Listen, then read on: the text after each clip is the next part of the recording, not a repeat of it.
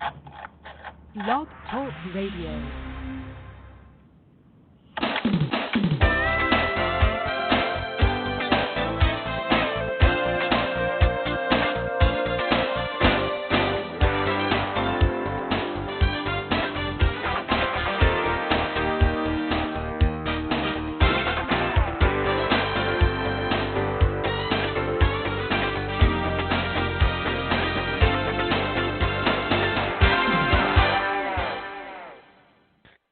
Good morning.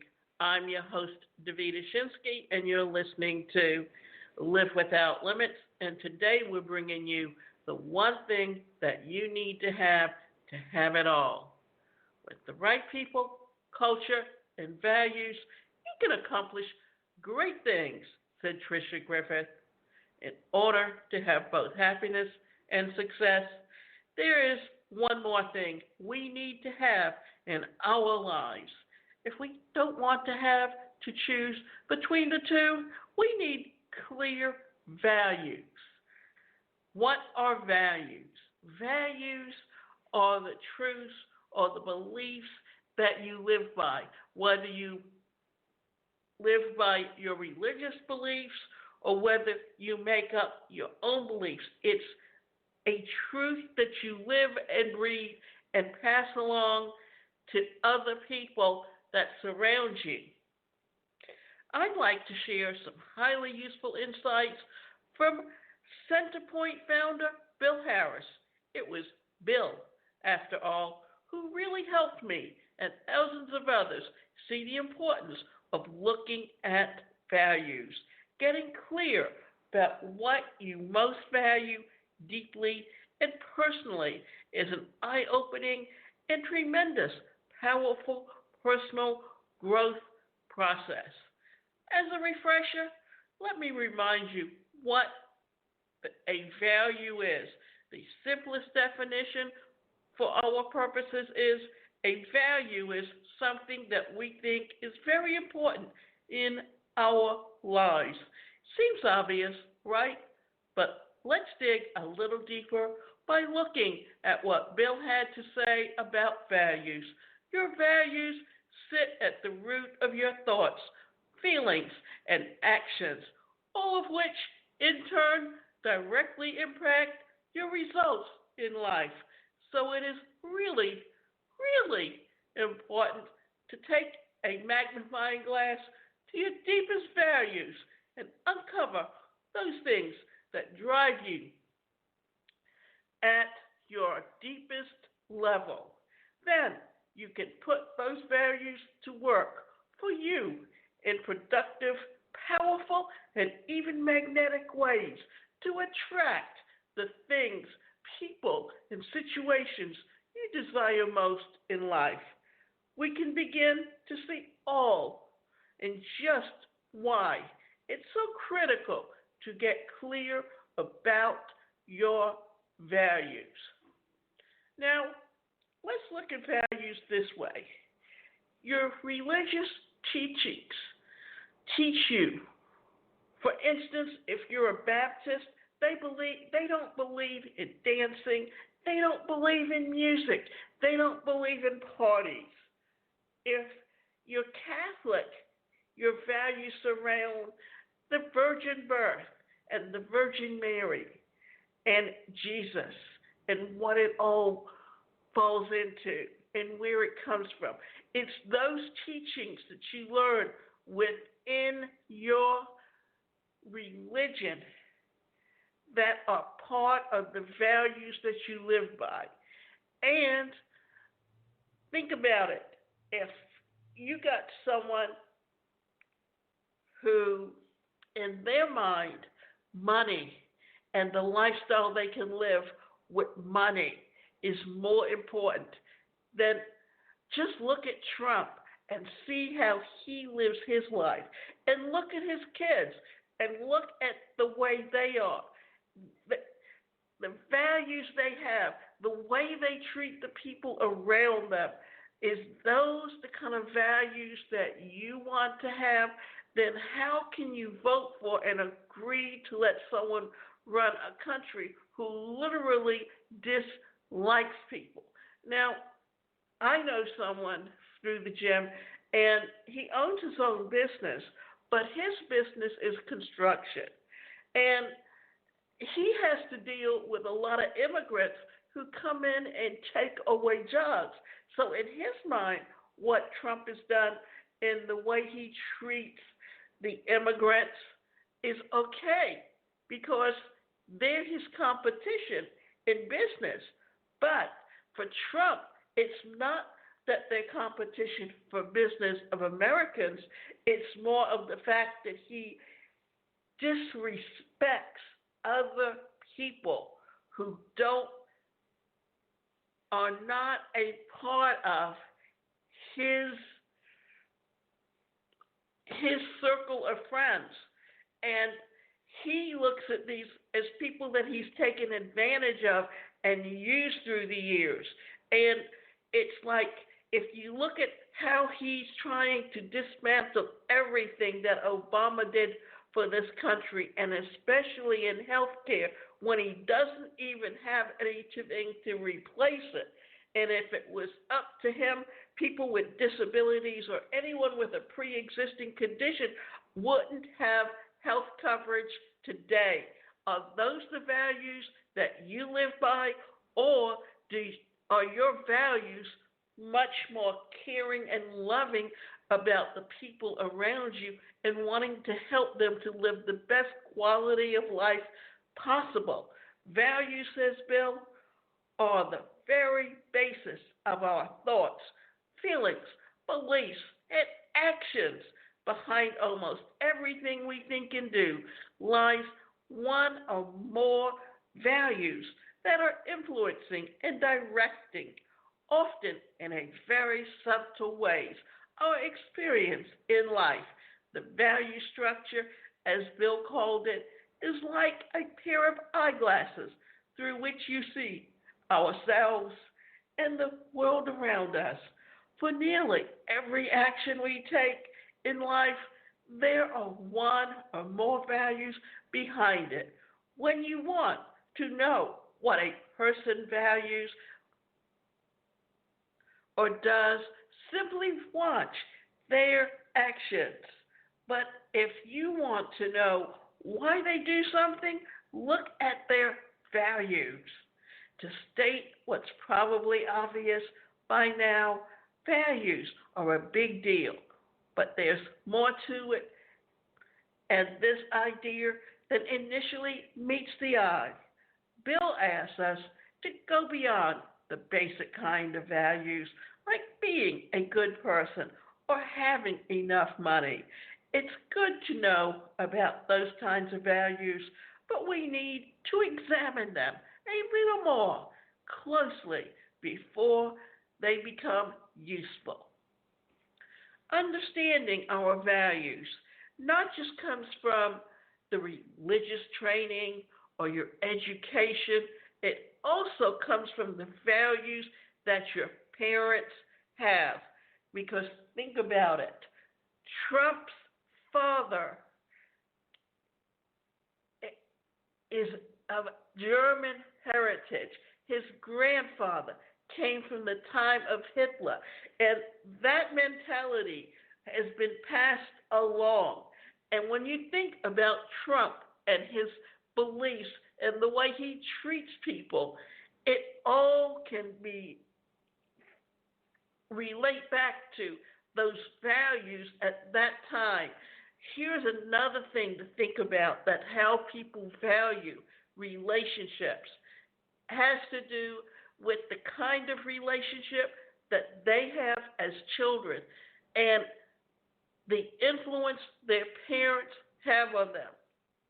For instance, my father came from a home where his father screamed and yelled all the time, and he was a tough disciplinarian.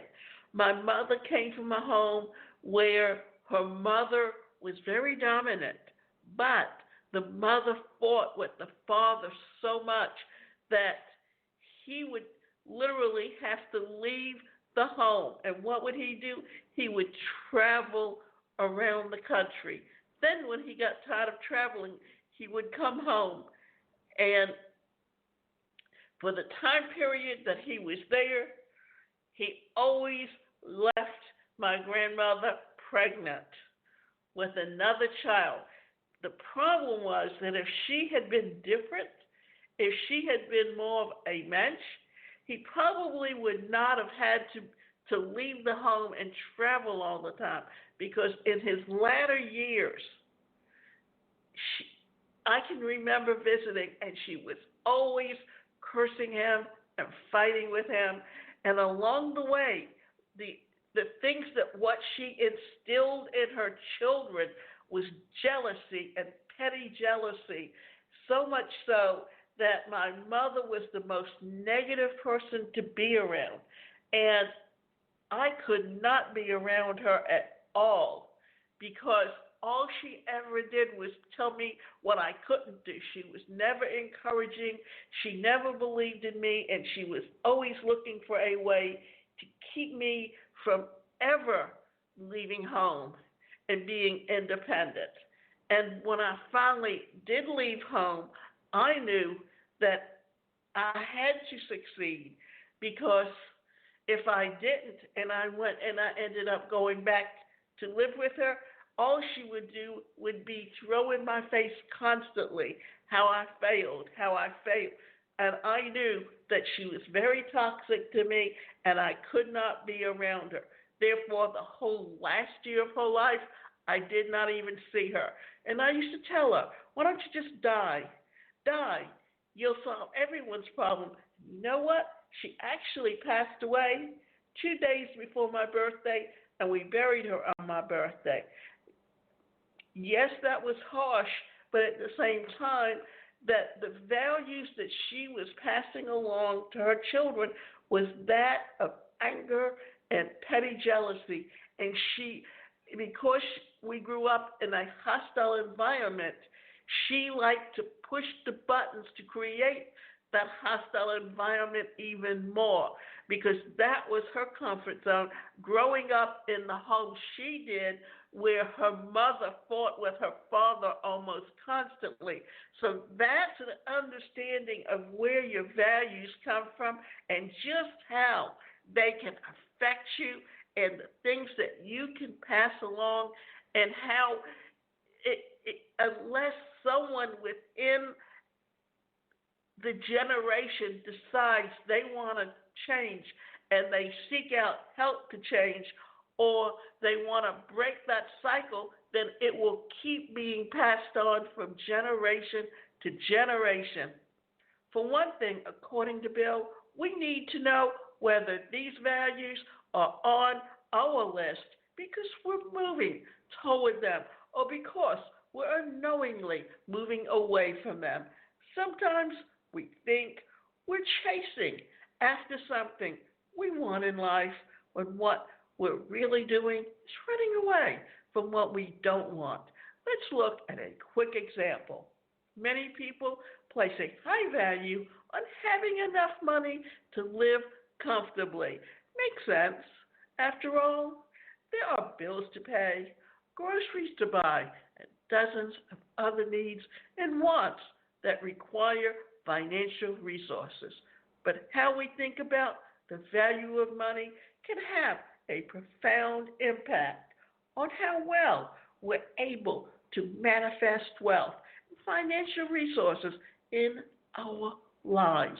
If, for example, we value money because we're afraid of not having enough, of being broken, or having to struggle or skate by, we might find it hard to create the kind of financial situation we want because our internal drive is busy trying to avoid being broke rather than trying to find opportunities to make more money than trying to find opportunities to save it up.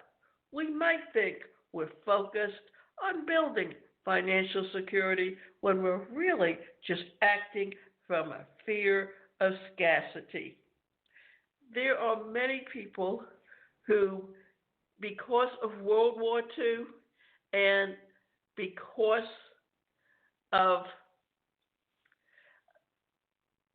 like the 1929 crash, when a lot of people lost money and there was scarcity, a lot of them, the values they have, the things that they do because of the experiences they have, what happens is they're passing those values on to someone else. And the difference is there's the experience that creates a value, and then there's the secondary aspect of it, of something that was passed on to you because of what happened to someone else. It's very similar to this as an example. What if you were caught in a storm and you had an adverse effect from it? Then what happens whenever a storm comes up? You get fearful and then you want to hide. And then what do you teach your children when a storm comes up? Is that it's bad, it's going to harm you. You have to hide. And what happens is, for you, it was a realistic fear. For them, it's a secondary fear and an unfounded fear. So the same thing goes on with money, too. You're thinking of money. And then, too, if you were someone who didn't have a lot of money, and you looked at someone who did have money and the way they lived their life, instead of trying to emulate them and strive to make more money and learn from them, what do? You gain resentments and you make remarks about how bad money is. And then what are you doing? You're really passing along those values to your children just as easily. This kind of fear-based motivation usually ends up with self-sabotage. If you're ever wondered why, even when you use the powers of your focus, you still struggle to achieve something that you know is within reach, chances are high that your value around the achievement has you moving away from it rather than toward it. People who clarify their values often find that the strategies they've been using are all focused on avoidance rather than attraction. By clarifying your values and shifting your focus, including your internal self-talk, you can begin to attract more of the things in life than you want, to spend less time in fight or flight mode against the things that you don't want. Here's a good example of that problem that you have of the fight or flight mechanism that's internal within us, that you can come upon a situation, and if you don't want to learn how to handle it or how to overcome that obstacle, what do? You literally run away. How many times have you watched a show where they've even made remarks to someone about how they were always never there when they should have been? Why? Because that person couldn't handle that situation, and instead of facing it head on, would just take off and go in another direction. So the idea is, what are you going to do to face up and focus and deal with something rather than running away from it? Because part of that is what you're teaching someone else to do that you have an influence over. So the idea is this: learn how to take your beliefs and face them. Also, deal with your fears and learn to overcome them, because if you don't, then they will be keeping you from reaching your goals ever, at any time, in your life. Bill also spoke about watching for another form of values conflict, which is when two important things we want in life seem to be at cross purposes. For example, we might value both security and adventure, or perhaps freedom and family are both high values. What about career and fun? Now we're talking about the work life balance. That what is important to you? Putting the time into work to earn the money or taking the time to spend and building a relationship with your children, your parents, whoever is important to you in your life. On the surface, it might prove difficult to enjoy these things in life because, in many ways, they're at odds. If we really want adventure, we might have to take some risks. That means we have to give up some of our sense of security. We might really prize our independence and freedom, and yet family means a lot to us. Perhaps we value fun above or else, but we also want a rewarding career. So in order to resolve these values conflicts, we have to choose one or the other, right? No, not at all.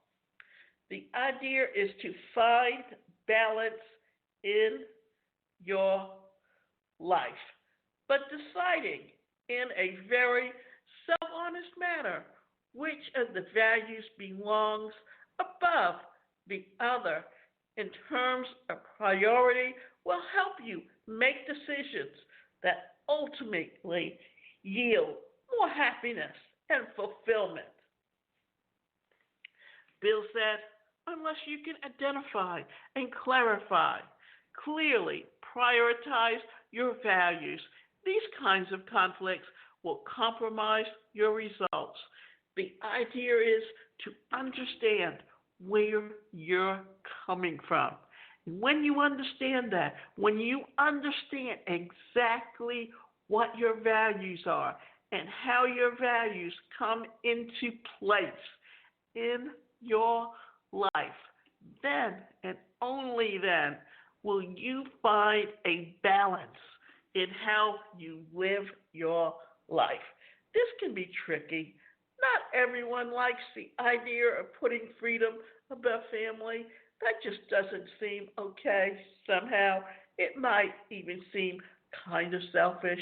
But here's the thing. If you truly what is more important to you and you can come to terms with it, you may find it much easier to invest more quality of time with your family and release internal conflicts or resentments that could be creating a lot of dysfunction and disharmony in your financial relationships.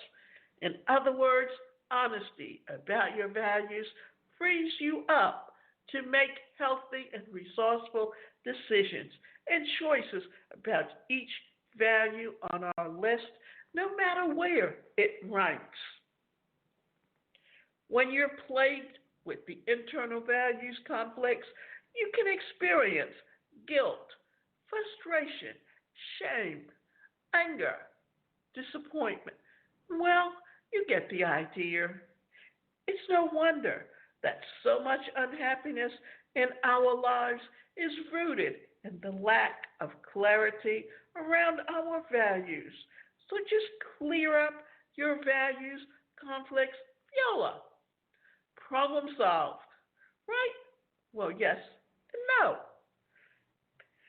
Because values are the things that influence every aspect of our lives. We react a certain way on a holiday. And we just had the July 4th celebration. And look at what Trump did to the celebration.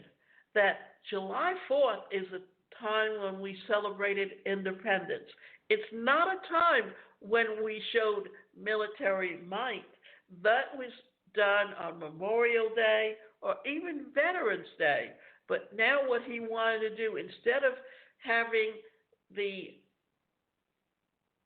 Beach Boys come like they have year after year, he went on there and made a whole campaign rally out of it and literally brought in the military might just to show how it that and the thing is that's where his values are. That yes, you want to think about your country first, but always remember this, that the world functions because every country works together. If any one of us, it's the same thing like a family dynamic. It works because each person gives and takes. If there's one person trying to control the other or the situation changes, then what happens is those values kind of crumble because we're not being or having the things go the way we want them to. So understanding where your values are and how to make them work is the most important thing that you can do. It can be a little disconcerting to find that we thought was important, just something we've been pouring a lot of worry and energy into without much to show in return. Or we might find values we've spent many years repressing or ignoring, or in addition to discovering covert values we've ignored, we might even learn that the values we thought that were our own really come from someone else. No, the truth is that when you clarify your values, it isn't always easy. In fact, it takes a little work and some courage. Everyone knows success takes hard work, but what a lot of people don't realize is that hard work doesn't always make a person happy. You have to know the purpose, of which means that you should know why you're working hard. And what are you working hard for? In many ways, you're working hard because you want to be a good role model for a child. But you also need to have that work-life balance because you need to develop those relationships and help and nurture them. It is because you've been told by someone else to do it.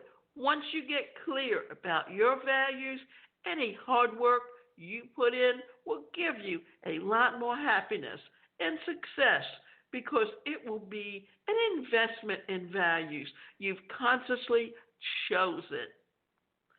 And this makes all the difference if you want to be happy and successful. And you can do it. So remember, when you're thinking about your values, when you're looking at how you can benefit yourself and how those values can help you balance out your life, because often our value may be, and this can be instilled in us by either a significant other, or it can be that you are recreating the things that your parents did in their life, in the relationship that you have with your spouse or your significant other, because that's what you were taught and that's the value you hold because of what you've seen over the years. So remember, only you can live the life that you choose. And remember, you can go to my website, and that website is the number one personalcareercoach.com. And we have articles that you can read, and we also have that you can get coaching on living the best quality of life possible.